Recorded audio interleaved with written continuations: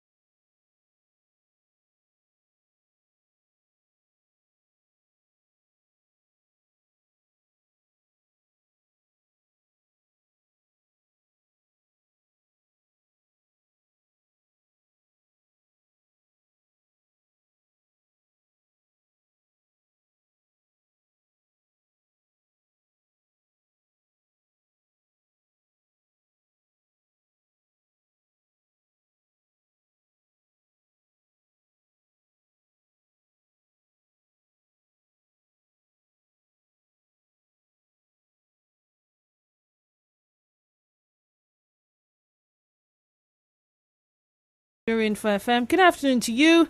How is your Tuesday afternoon going? It is 12 minutes gone past the 2 o'clock hour, the final hour on the show, and it is time to have that final conversation. My guest is here, although he's looking to... I will not say anything. Maybe by the time you watch us live, you understand what I'm talking about.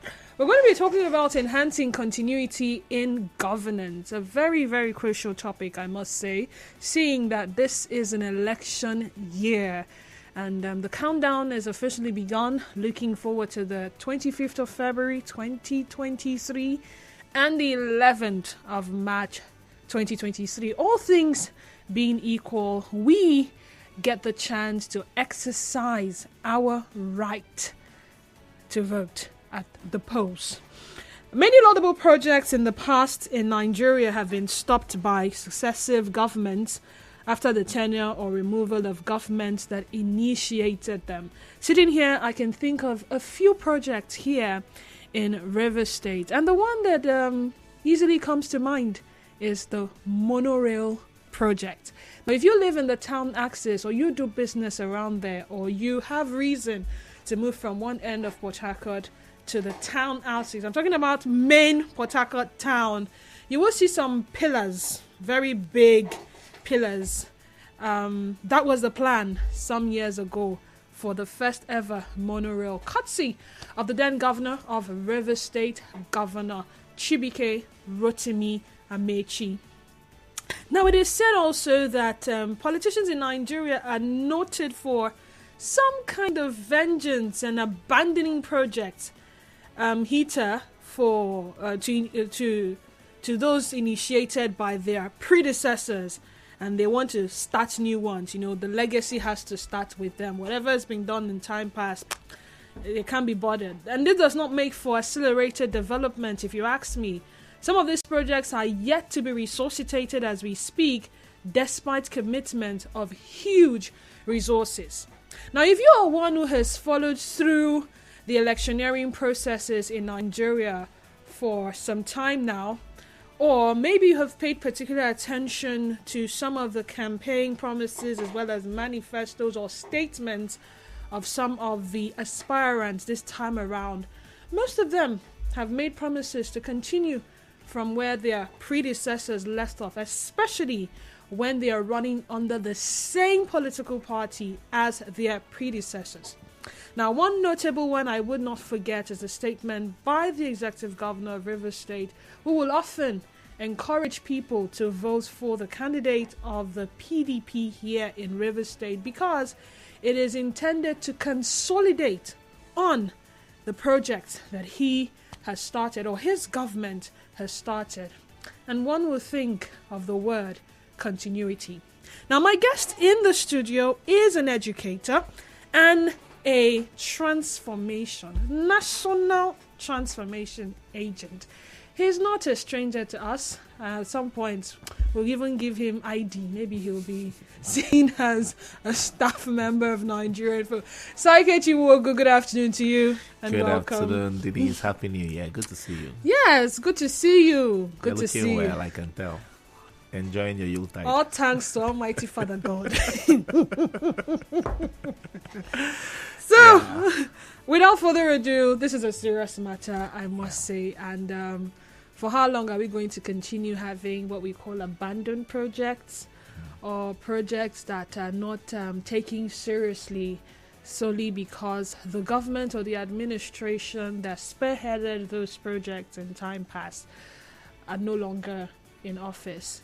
And that is why the first question I'd like for us to answer would be if there are any progressive gains, as it were, of continuity in governance. And before you answer that question, do remember that you can join the conversation live on Twitter and Facebook. Twitter handle is @NigeriaInfoPH. Facebook page is Nigeria Info 92.3PH. In due time, I'll open the phone lines and I'll start taking your calls and, of course, reading your messages. So just hold on to the phone number. It is 070 0923 0923 070 0923 0923. WhatsApp number is 0809 030 6416. Now over to you, Saikechi. What are the progressive gains of continuity in governance? Oh, well, I'll start by the way Bamanga Tukro defined politics. He said politics isn't about politics, but rather a vehicle to advancing the people's progress lines. Okay. Now, that should be politics. But in Nigeria, you ask yourself, are we really playing politics the proper way? And you realize that in Nigeria, we further divide the lines between politics and statesmanship. So you realize that in most of Nigeria, the motive of the politician, the ambition of the politician is to win the next elections. And then the motive of the statesman is actually to advance the development lines through consultation, through interaction, through reasoning, through visioning and all that. You also get to another very popular, familiar trend, which is first world, third world. And you ask yourself, why are we the way we are? And you realize that the third world is not really a geographical location like a lot of people think. We're not third world because we're in Nigeria. We're third world because of the way we think. And you sit down and you listen to a cross-section of Nigerians in their conversation. You listen to radio and you wonder, why are we like this? Okay, because this conversation throws up a lot of issues. And most of what we have is the word interests. Okay. Yeah. So that further distinguishes the politician from the statesman, because when we talk about politics or statesmanship, we're looking at whose interest that is. So the politician is thinking about pecuniary interests, me, myself, and I. And then the statesman is thinking about national interests, communal interests, and all that. And we can spot statesmen and politicians everywhere.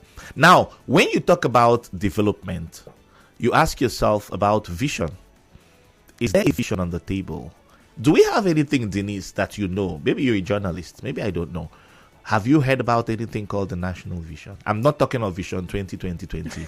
I'm not talking of Vision 2010, because a lot of those things seem to be more on paper. But then you could tell that at some point it seemed as though Nigeria said we're going to be one of the 20 largest economies in the world by 2020. And somewhere around 2013, 2014, we're noted to be the 26th largest economy in the world.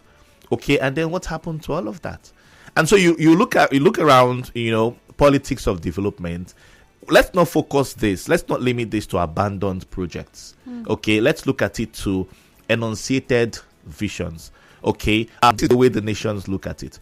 The nations come together. You have a lot of intellectuals, and they sit down and say, who are we going to be in the next 100 years, in the next 200 years? What do we see of ourselves? What do we think of ourselves? What do the nations elsewhere tell us about ourselves? How do we define ourselves? Okay? And then conversations begin.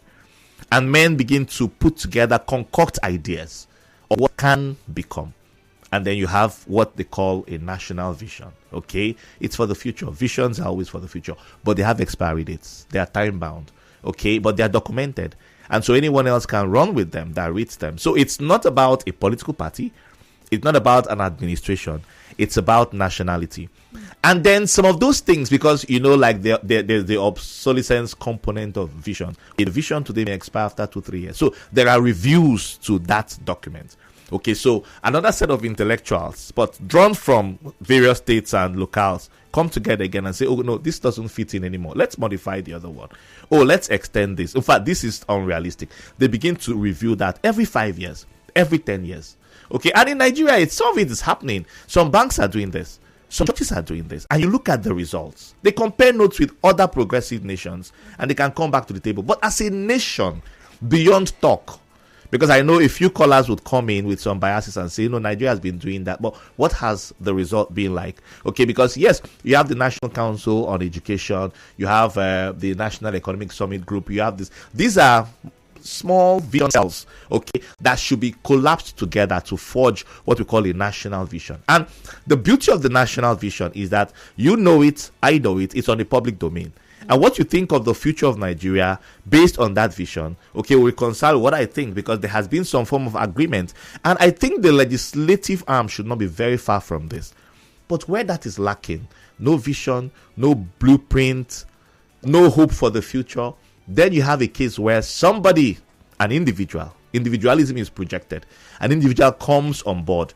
He is the governor, he's the president, he's the local government chairman, and he does his bidding, whatever he likes. In Nigeria, it's worse, because in most of what we see, most of politics in Nigeria, you realize that the governor holds sway, even over the legislative arm, over all the other arms of the government. The president holds sway. And so we're meant to have these three components, but we don't have them, because, everyone submits to the wishes of number one citizen, either the governor or the president. And so he does as he likes. So he has a cabinet of his errand boys who come together, some technocrats, but who are really scared to death of the principal. And so they don't want to lose their appointments. They've got their brains. You have some professors. You have some well-established, international personalities, okay, who are coming to sub. Not to express themselves, but to sub. And so some useful, some meaningful suggestions could be made, but it's incumbent on the principal to take it or not to take it. And then because the legislative arm is not very well developed, not very effective, you have cases of spontaneity, where the governor comes in somewhere and sees this community and likes this community and says, okay, I order that the road be done here. What process? That's what we call due process. What process did that statement, before the statement comes to the public domain, what process did it follow through? And the House members are sitting down there, and nobody probes, nobody queries, everybody, Oga has said this. And they approve. So you are putting the cart before the horse. Okay, there should be a process of analysis, investment impact analysis, Okay, what is the impact? What's the bearing of this investment on the people? So you have a case where huge monies, because Oga has said so, investments, huge billions of taxpayers' money are expended on investments, but because there isn't proper analysis of the impact on the people's progress and development, then all of those monies just go down the drain because there is really no meaning to those investments. And that's where we are. If you're just joining us, it's the Sunny Side on your number one station for Talk 92.3 Nigerian for FM. We're talking continuity, enhancing continuity in governance, seeing that this is an election year yet again. Saike Chiwogu is my guest for today. We go on a commercial break. When we come back, the conversation continues. Do join the conversation on Twitter at NigeriaInfoPH. Our country one better. Nigeria one.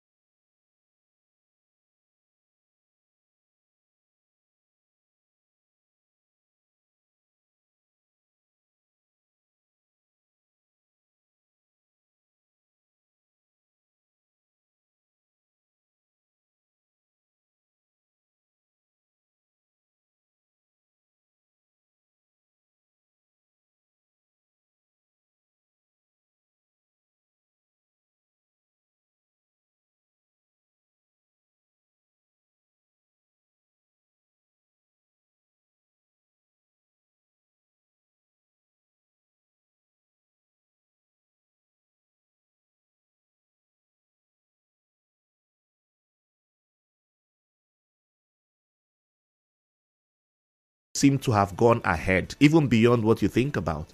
Take, for example, let's talk about the tablet. What were we doing before the tablet came up? iPad and all that. What were we doing? But now they're here, and we do like our lives depend on them. That's visioning. Someone anticipated humanity and said humanity would need this, and now you can't do without it. Okay, that's the power of visioning. Okay, so it may not have existed before, but because people have put their thoughts, okay, to critical processes and criticisms, then you can birth something that would bear some usefulness for the future, and that's progress. Okay, and so now this is not about any political party. This is about national interest. This is about humanity. This is about the world. Because if Nigeria as a nation fails, everyone in the world gets affected, because you will see migrations and all of that. And if Nigeria succeeds, then there will be tourism. So Nigeria must succeed, okay, to add to the wealth of the nations. And so when there is no such plan, there is no such thing, then everyone takes to every nature that seems good to him. And which is why you would have a governor just sworn in, and you ask him, what's your vision for the office? He says, I'm just coming in, so give me time. No, you don't just come in and begin to create a vision. You have been campaigning. What have you been thinking about? You've been interacting with people. You've been having town hall meetings. Okay, what are the yearnings of the people? So most times, things like this, like you talked about the monorail project, most of the time, things like this happen because they are spontaneously put together. Maybe you want to specify some contractor. He's your friend. Okay, Denise, please come and run this contract. You don't care how much. Denise saved my life when I was a school child in primary 6. It is now time to bless Denise. And you just dump Denise's gratification on the wealth of the people, on taxpayers' money. It becomes a burden. And so you don't care that the monorail project has a destination plan, well thought out. And then look at the what I called investment impact assessment.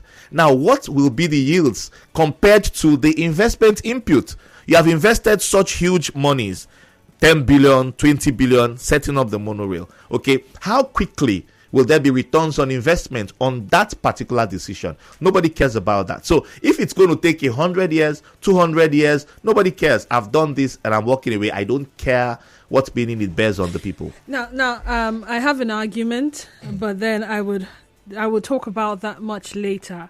Or maybe I should talk about it now. The argument is that for most of these projects, the visions, the planning and everything all putting perfectly together, the time frame becomes a problem.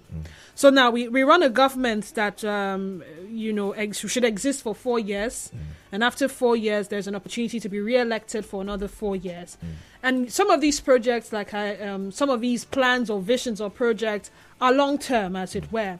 So there are times when it is almost impossible to finish up after 4 years. Then there is a re-election bid. And after that 4 years again, that's a total of 8 years, it's almost impossible to finish up. Isn't that supposed to be more like a setback? It shouldn't be a setback where there's the national...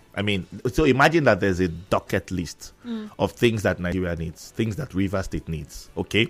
And some governor comes in and picks from that list and does some things, okay?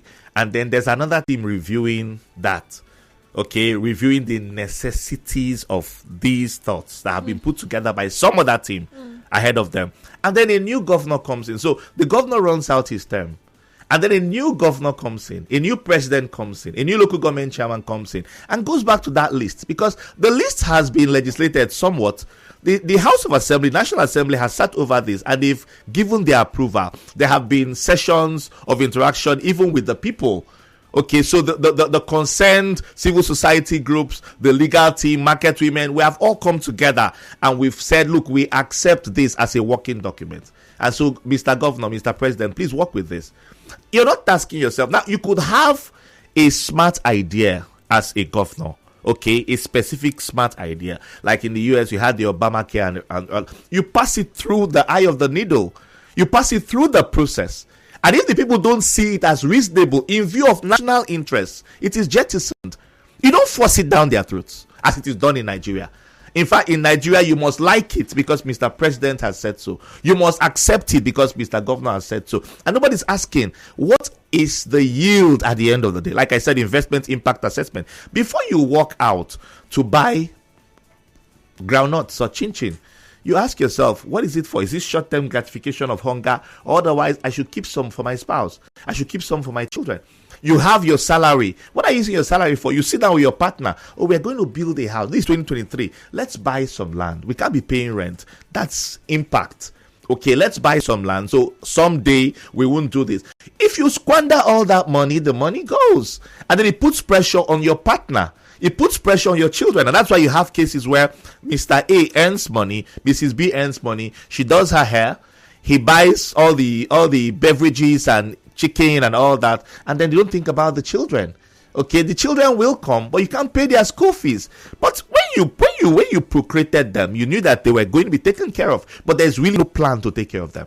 It's something that's the macro level, but that's the micro level. At the macro level is the project. The project will require money, but because there's no process of fitting it with our reality, whether it's a road or something. Okay, let's go back to the monorail.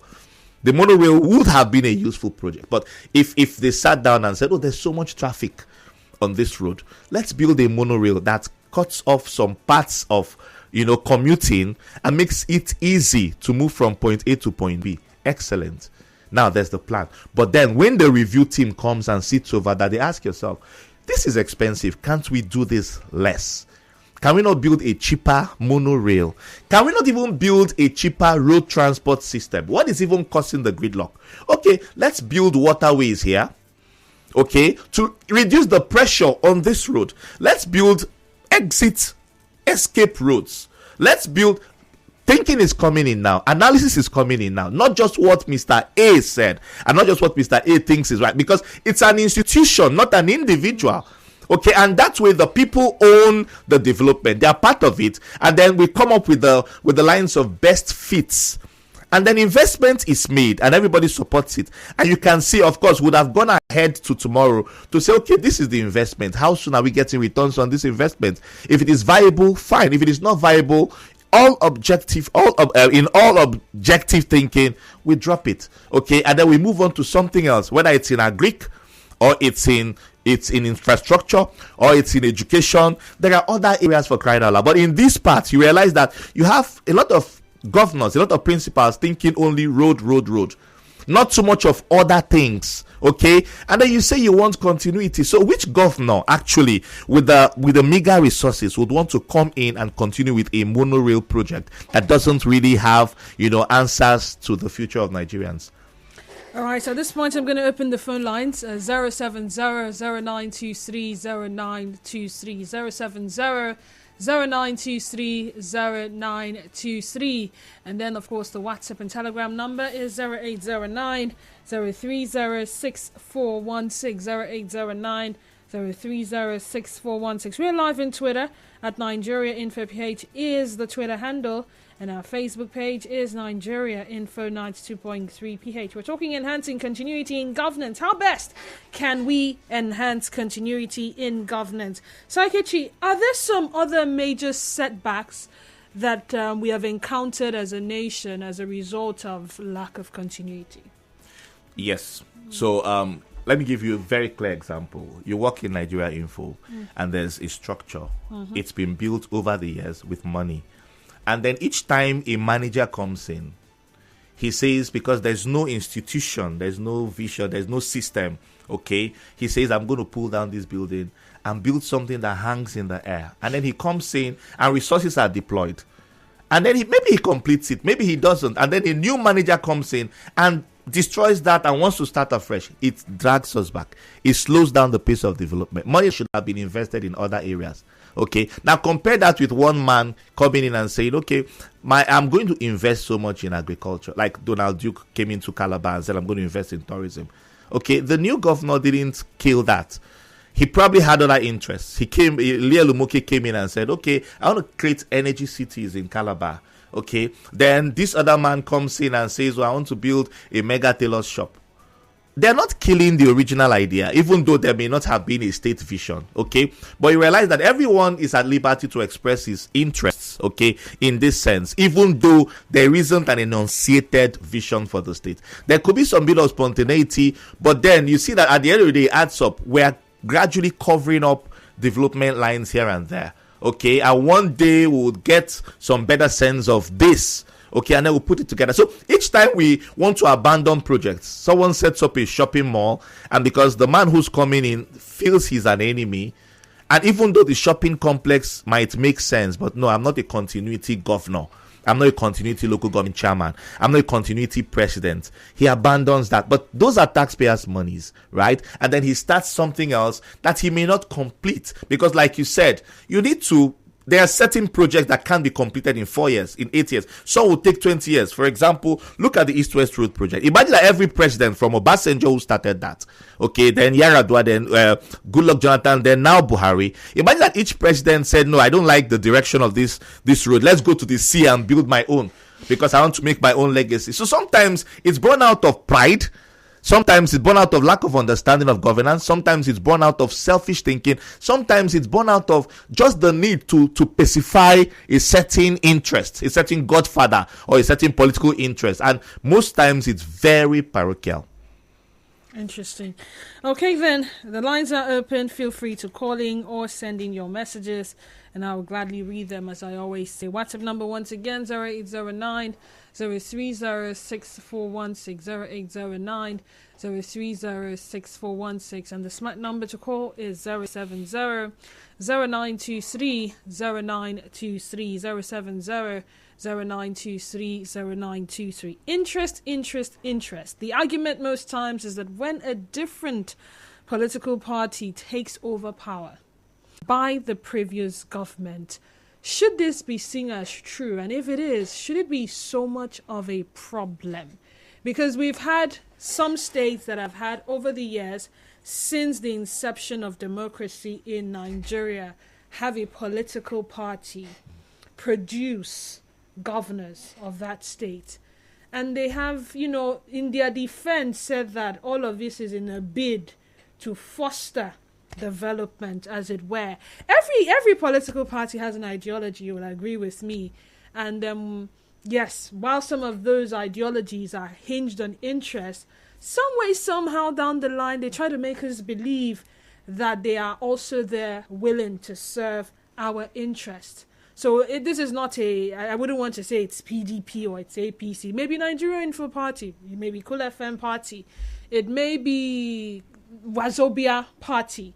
But oftentimes when you hear some of their campaigns, they usually would hinge on it. And some way, somehow, they've sold that narrative to the voters, the citizens. And in their head, okay, so this particular party did so well in this state. While we may not be comfortable with the candidate they are presenting to us at this time, we believe that if they produce another candidate, may only come to build on what is already in existence, or they may come to do more than is already in existence. What do you say about that? Let me even take you a little off before I come back in. So somewhere in the east, some governor picked up an interest to be molding people. He wants to mold Nelson Mandela, mold Jacob Zuma, mold Ellen Johnson Sirleaf and all that. And you ask yourself, how does that advance the cause of the people? And then another political party gets elected in, okay, and doesn't see the need to keep on molding people. And then, okay, the court gets him out, and then another party man, the same party, comes in. And how many people has he molded? So sometimes, there's something that characterizes most of our political leadership, and that's pride. And when they get into that seat of power, they fail to listen to the voice of reason, and they do things. There was something Odoaran of Delta State did some years back. He opened up his page, his social media page, and he said, make suggestions. Throw in what you think will advance. But that was in his first term. Of course, I don't know if he continued with that in his second term, but he seems to have picked a few ideas. Because, listen, the people you're coming to lead are not dummies. Some of them know much more than you. And they really want you to succeed because it's our Nigeria, it's our state. So, another major reason why a lot of these political parties or political principals, right, want to bring on somebody they know and like is so they can cover up their mess. Because they do a lot of funny things in power. They get power drunk and they spend money like it's out of their pocket. Forget that they are responsible to the people. And so they want someone that can come and cover up their tracks, and it's commonplace. And let's be truthful about it. Okay, so I want Denise to come in because she's my girl. She has worked with me. She knows how to continue. That word continuity is she knows how to cover up. You wait until Denise defects to another party with another interest. Then she wants to be a woman of her own. And then she begins to expose all the mess that I did in office. And so if we had proper checks and balances, I mean, we're not a pretty people anymore. If we had proper checks and balances at the seat of government, you'll realize that things will begin to pan out better. And people will call us to question on certain interests that we have. And that should be the driving factor, especially for 2023 elections. Interesting. A message here. Okay, let me take this call before I read the messages. Nigerian for good afternoon. Welcome to the sunny side. Good afternoon, JD. Good afternoon to you. Go ahead. You're welcome. The issue concerning continuity is not because of party. It is because of zoning. Zoning? Yes. Zoning. Just now, Ikwere, that there in River State, I'm calling you from Abia State. It's happening here in Abia State as well. But let me talk about the state you are in. Yeah, when Riverine person now take over, as the river people are expecting now, unless if the man from Obani takes over, he will have to do something tangible in the riverine area. You know that why most of us is blaming good luck now is because we feel that he didn't do anything tangible for the South region. This South area. So anybody, a party, says zone to these people, I support it actually. Because you can't tell me that one community or one state has all the power for this. If it were so, then the governor should come from the same zone and then the vice will come. So actually, that's the problem is zoning. Okay. So they will affect here in River State. If build those high-rise buildings in Secretariat, orderly would have done something. But his gas turbine, federal government frustrated his effort. And Amechi schools and this monorail somehow along the line. Then we came on flyover. So they want to live legacy, but within where they are coming from. Within their zones. I think you just made a valid point. Zoning thing.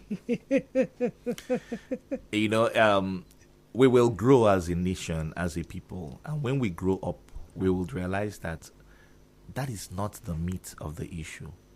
I mean, we can have 1,000 presidents in sequence come from one particular region, one particular zone, and they will still advance the lines of development. You know, I was in some international but then it will seem unfair. No, let me tell you something. I was in some international forum, okay, and then you know, we're conversing on the same things, interests, zoning. This man came in and he didn't do anything for his people. And you know what one white man said to us? He just kept quiet, and we're talking Nigerians, blacks, and the man just kept quiet. And when we're done, he said, if that had happened in the United Kingdom, your president and you particularly take development to your people, you take roads to your mother's kitchen, you'll be arrested. Because as president, you no longer belong to your community, you belong to the nation. As governor, you no longer belong to your people, you belong to the state. And so that is why we say development must add up. Development should never be tilted because a riverine man is governor now, so let him focus on the riverine. And then, so that when the upland man comes in, that's pedestrian thinking. And we should be very careful how we project that. But that has fashioned or propelled our decisions on who emerges at the end of the day. That's because we're proud to be third world people. And that's the kind of thinking that, because it works in Nigeria. It seems rational in Nigeria for the time to say that, okay, yeah, so when some people from here do this, because everyone in Nigeria, okay, does like that. So you have someone, because I'm president from the north, then northern interests. You go to Abuja, it's Abada, okay? It's northern interests. You focus more on the north. Then you come to the no, let's have our own, so that the focus can now be on the south. But what if we had someone from the north who focused only on the south, because that's what development calls for? What if we had someone from the east who sat down and said, okay, the north needs something, the east needs something, the west needs something, the south needs something, and let me be Nigerian president, and it spreads development all around? Which will we prefer? Yeah. All right, then. Someone says, concerning the issue of continuity, I think or feel continuity in governance should certainly be encouraged, especially when you know the government in power at that particular point is doing what it takes to better the lives of people. The only thing that makes the incoming government not to continue with the abandoned projects of the former government is as a result of the fact that it's obvious that continuing with such projects won't have any positive impact on the masses. I agree that continuity should be encouraged, but only to the ones that will be beneficial to the masses and enhance growth in governance. Odili Chiefs Chris is my name. Thank you, Odili. Cass from Mrimbo. The truth about all this is that we don't have good governance. If you go to an advanced country like the USA, you will find out that all parties have their structure. And that's why when any president emerges, he or she works by the party structure, because they build the power on the party, not individual. But Nigeria built their strength on individual, and that's why when anyone emerges as president or governor, they work by their own structure, not party structure. and that's why works are not continued. Selfish interest and pride is also a prime factor. Someone else says, good afternoon, Didi. I disagree with the last call about zoning. Anybody who has a good as a leader would have the mindset and continuity. The country is just corrupt. Everybody wants to do his own project. How will the state and country grow when our politicians visit European countries, spend holidays over there, wasting our money? God help us. High Chief from Alakaya. Nigerian for good afternoon to you. Welcome to the sunny side. Go ahead. Good afternoon, Denise. Good afternoon. Go ahead. It's Muriel. Muriel, go ahead. Denise, this issue of continuity, I don't think it is very far from our politicians. I'll call them politicians. Because when they come, as they come from different parties, they come with their manifestos and their structure, and they work according to their manifestos, what they have told us they will do. All those campaign promises, some of them finally do not fulfill them. But I think they work according to their manifestos, which is quite different from what their predecessor has done. And I want to praise Wike because he tried as much as he can to try to touch some of Amechi's projects. But you see, and there's also this, I started a thing and I finished syndrome. This was my project. Nobody wants to say, okay, this is our project, this started it, and because we're experiencing it in this federal system now, projects that Jonathan started, especially the rail project, he started it, he has even funded it to an extent, almost finished it, and these people, this APC, they've come in, and now they are just crediting these projects, they are crediting it to themselves. So everybody just wants to start their own and finish it if they can, so that this is theirs. They don't see it as a collective, and we don't have this reverse project. If the reverse can come together and say, see, this is what we want, do this. When this one has finished, when this person leaves, you start from here. There is nobody that can talk for us. Everybody just comes and do whatever they like. So I don't see this continuity thing coming to play. It's very difficult. I don't know what to do. Thank you, Miriam. Nigerian, for your guest is good. What he has not said about lack of continuity in government is that sometimes it is born out of the need to kill the legacy of the predecessor, like killing of a Goni banana plantation and send her in. Now, the last question I'd like to ask, I hope you'll be able to answer that before we run out of time. Moving forward, what should happen to some of these visible abandoned projects? Some of them are tangible. You can actually point to them and say, this is it. Buildings, structures, you name it. Some visions that were started by previous administrations, and they seem good for the time being, and now they have to stop them. I think some time ago I was reading about amnesty, right? And at some point they wanted to stop amnesty, and how funds were not coming in to further the vision, as it were, and how if it is not continued, it will lead to chaos and all of that.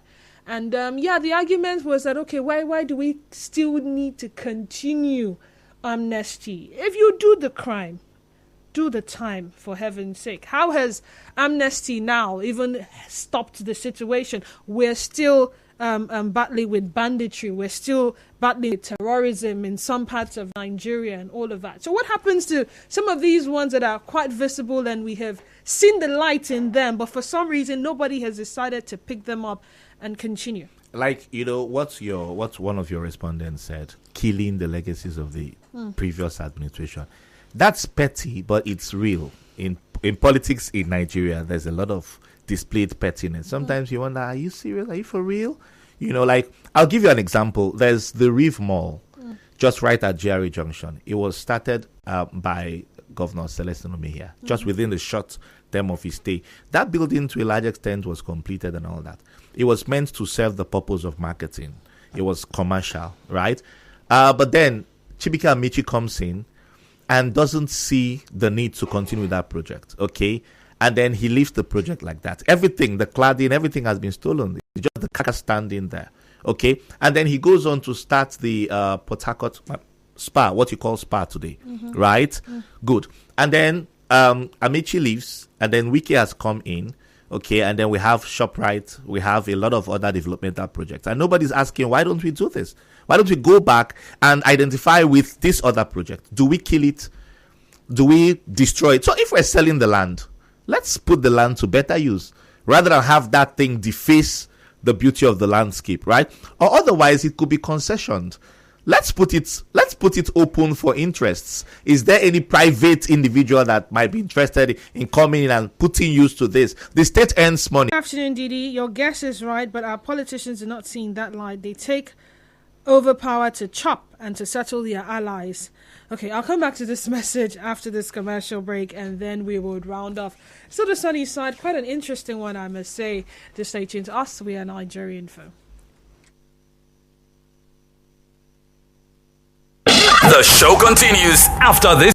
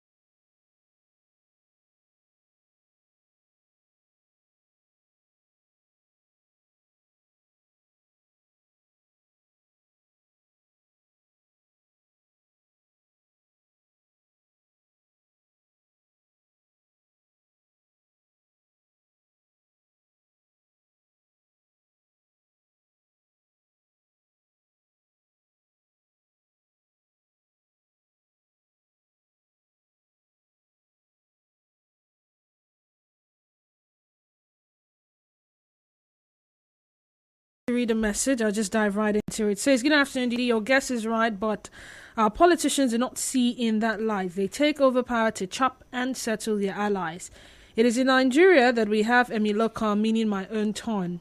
Some people feel the country belongs to them, and so they can do anything without question. Lady V send that message in. Okay, I think this is all we have time for at the moment, but before we leave, let us establish something.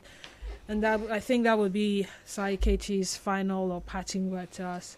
The way forward, as always, how best can we enhance continuity? Government everywhere is a continuum. So it's absurd to say that government or governance is not continued with, but yours afresh. Because starting up, the only time you're permitted as leader, as principal, governor, president to discontinue with a previous administrator's projects is where they don't add up economically. They don't have any bearing. I mean, this man just went, wild and he chose to do this. Okay, he's wasted money. In fact, in some cases, he should be probed. He should be prosecuted for just wasting, because this is taxpayers' money. People contributed, and put this in your custody and say, lead us to the future. Are you leading us to the future, or you're stagnating us? Because that money won't be there tomorrow. It's been wasted. So the man should be called to question at some point. Okay. And I call for responsibility. We're going into 2023. I think I would use this medium to say, vote for the most responsible. Hear them speak. Who have they been yesterday? Who do they presume to be tomorrow? What's their vision? Okay. And how does that add up to your own development? Vote for that candidate that resembles the kind of future that you want to have. And that brings us to the end of the Sunny Side today. Thank you so much, Saikechi, for your time. Thank you. Follow us on our social media handles at Nigeria Info PH on Twitter, at Nigeria Info FM _PH on Instagram, and Nigeria Info 92.3 PH on Facebook. Follow me on Twitter, Instagram at _Denise _Dennis. That's DENISE DNNIS. Rivers Today comes up at 3 p.m. and thereafter it will be time for Hard Facts with Dayo and Lushakin. I won't be here tomorrow, but I will be here on Thursday, 12 noon through to 3 p.m. on the sunny side. Do enjoy the rest of your Tuesday. Adios.